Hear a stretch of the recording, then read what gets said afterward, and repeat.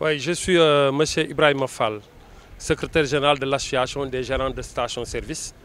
Et derrière moi, j'ai mes collègues gérants qui sont avec moi. dama gis démb lu nga xamante ne maanaam dama ko naqarlu lool sama collègue yi nga xamante ne nekk nañu ak man it ànd ci ak man naqarlu ko ci li nga xamante ne ay sénégalais dugg nañ ci ay station di ko yàq ak di jël alalu jàmbur. ma bëgg nag ñooñu di dugg ci station yi di ko jël ñu xam ne station yooyu ay sénégalais ñoo ko moom bon teint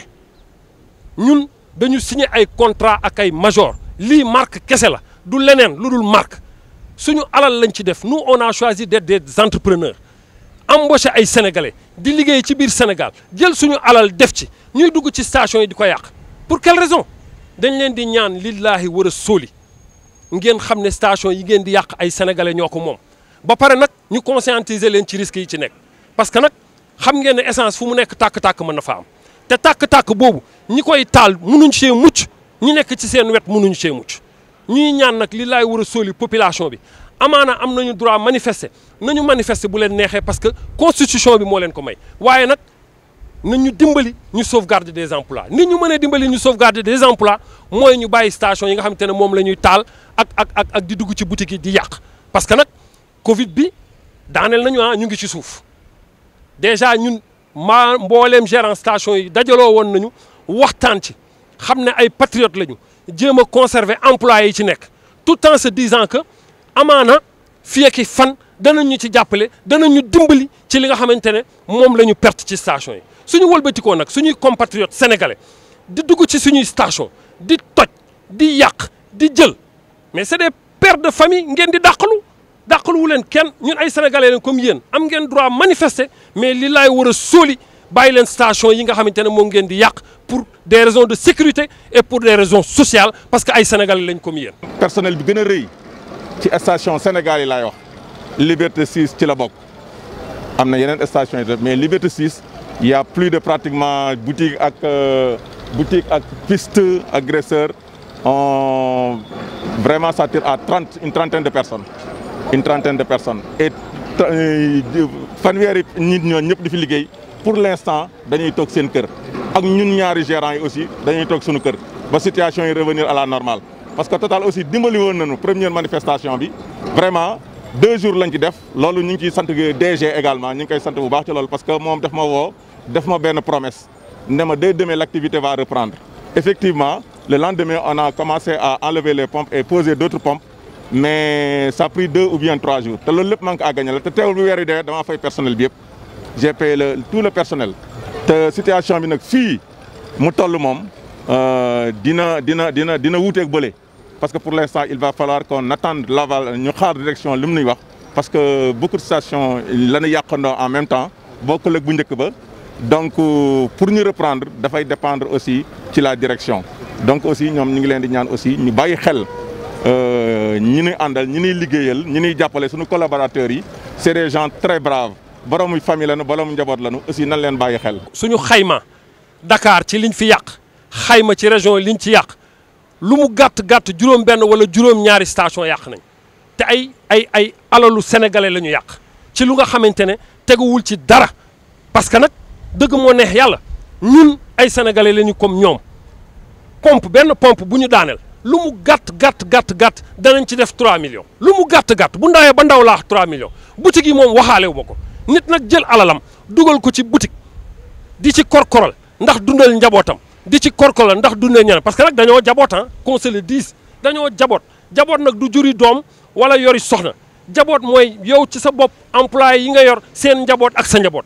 soo leen yàqee suñu station yi da ngeen ñuy lor suñu njaboot. Je m'appelle Marie-Thérèse Dior, responsable du site Total Castor. Voilà donc par rapport à l'incident qui s'est passé hier. ñoo ngi koy métitlu ah c'est vraiment c'est malheureux voilà c'est malheureux parce que je me dis que nit boo amee lu la métti du nii nga koy fajee c'est pas la solution ñun ñi di liggéeyee ci station Total yi duñu ay chinois duñu ay japonais ay sénégalais lañu ay doomi réew mi lañu aussi nit di nga am li la métti nga régler ko avec une autre manière voilà mais vraiment ñëw ci station yi saccagé yóbbu produit yi sàcc xaalis bi fi nekk yàqal ñu vraiment matériel boo xam ne ñun mënuñu ko estimer pare pompe yi ñoom daal bàyyiwuñu dara vraiment c'est man daal c'est un fait que je déplore maa ngi koy métitlu et aussi di masawu suñu yeneen collègues yi di masawu Auchan di masawu station Total yëpp yi nga xam ne ñoom jàll nañ fa ba mu am ay dégâts. donc ni ngeen ko gisee nii ñun ñëpp noonu lañ ko gisee dañu ñëw matin bi ñëw fekk ñu saccagé boutique bi yëpp waaw dans un premier temps nag man maa fi nekkoon di liggéey matin bi mais bi ñu déggee ni gars yi ñu ngi yegg si ci lañ kii rawale suñu yenn bagages yi daal di dem. mais nag dafa metti parce que ay sénégalais ñoo fi nekk di liggéey dañuy daan suñu doole bu ñu yàqalee nii ñun ñooy am problème waaw di ñaan yàlla nag na fi gaaw a jógee na lépp gaaw jeex mais daal metti na am nañ lu ñu metti daal lu si ëpp dañ ko jël yëpp yóbbu ko voilà ñun daal ñu ngi nii li ngeen ko gisee noonu lañ ko gisee li ngeen jël nii moom moo fi nekk yàq nañ boutique bi saccagé nañ lépp toj nañ lépp jël nag li ñu mën a yóbbu yëpp ñu yóbbu ko ay côté 17 heures waaw instant boobu daal lañ xam ni lañ ñu woo xamal na ñu ngi ñëw ñu wax ñu ni ñoom ñu ngi ñëw donc bi ñu ñëwee si dañ def seen affaire yi nii mais fekk na nag man dem naa parce que dañ ñu woo téléphone ñu ne ñu ko gars yi ñu ngi yegg si boutique bi donc bu ñu waxee loolu ñun tam dañoo daw daal di dem mais am na ñenn ñu fi desoon aussi voilà di jàmmarloo ak ñoom ay étranger liggéeyuñu fi ñi fi nekk A ba Z ñëpp ay sénégalais lañ ñi fi yor ay sénégalais lañ te ñëpp ay mère père de famille ñoo fi nekk di fi liggéey. donc c'est un coup très dur nga ñëw war a xëy ñëw liggéey si ñëw fekk ñu saccagé fii yëpp dafa metti vraiment c'est trop dur. en fait xam naa li mu nekk ay structure française moom moo tax ñu ciblé ko parce que ñoom pour ñoom tout ce qui est français rek c'est Macron c'est Macky Sall je pense que c'est la liaison que les gens font loolu mooy réduire ñu bëri en erreur station Total yi boo ci duggee comme ni ma ko waxee sànq rek doo fa fekk ay chinois doo fa fekk ay japonais. ay sénégalais nga fay fekk ay séeréer ay njaago ñi nekk Sénégal rek nga fiy fekk ñun ay doomi réew mi lañu comme ñi doon saccagé ni ñu nekkee ay doomu réew mi te ñun aussi je pense que dañuy liggéey di daan suñu doole voilà lii la ñu am liggéey bi la ñu am léegi yow nit ki boo ko yàqalee yow non seulement tu amènes la personne au chômage ak ñi nekk ci ginnaawam bi yëpp voilà donc comme niñ ko waxee rek ñoo ngi koy métitlu bu baax a baax a baax a baax. manifestation yi njëkkoon a am vraiment on était affecté ñëw nañ fi yàq sunu station yi yàq pompe yi ñu toog ay jours jaayinu c'était un manque à gagner énorme mais n'empêche bu weer yi dee fay na nit ñi. Michel bu ngeen duggee bitigam seen yaram day daw gis ngeen pompe yi fii à la station tout est vraiment à terre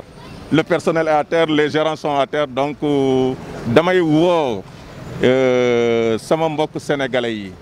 ñu xam ne ñun c'est vrai que la marque bi ñuy liggéey Total la mais nag biir station yi ñi fiy liggéey maanaam ay sénégalais lañ comme yéen ay borom kër lañ comme yéen ay danoo yor njaboot comme yéen te liñ fi am muy néew kuy bëri loolu la ñuy dundale seen njaboot. donc bu yàlla dogalee ngeen ñëw yàq lii donc ñu bëri dinañ toog dina am lu ñu dundal seen njaboot te loolu je pense que ni warul leen nu kaa souhaiter. waru leen kaa souhaiter tout le personnel qui est là et tout le personnel qui est dans les stations Total au niveau national. donc ñi ngi ñaan encore une fois que les manifestants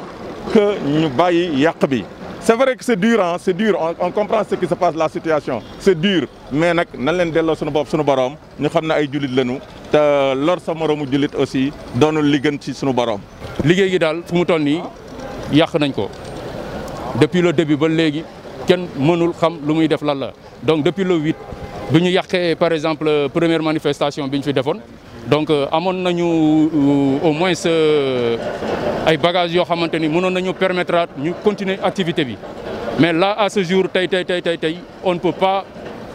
reprendre le boulot mënuñu delluwaat ci liggéey bi à cause par exemple du massacre qui a été assisté donc fu mu toll nii daal man li ma mën a wax mooy ñu bàyyi yàq gi parce que ñi fiy liggéey duñu ay tubaab ñun ñëpp ay sénégalais lañu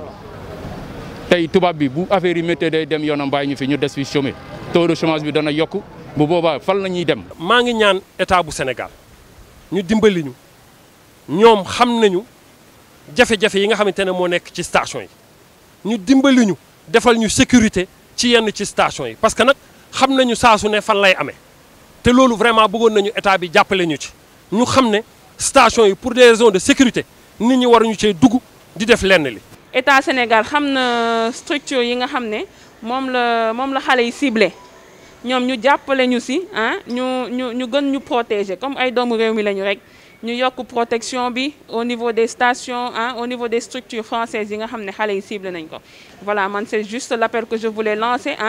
di ñaan xale yi aussi ñun ñu bàyyi ñu xel xam ne que ñun ci réew mi la ñu bokk. jàmm daal la ñu soxla kese man daal loolu laa ci mën a wax mënuma ci sori vraiment jàmm daal la ñu soxla ci suñu réew bi parce que ñun amuñu aussi lu dul fii liggéey bi moom kese la ñu am amuñu lu dul fii nañ ñu jàppale dimbali ñu Sénégal jàmm ñëwaat fii waaw jàmm ak salaam moom la ñuy ñaanal ñëpp di mastawuwaat ñëpp nag parce que métti na.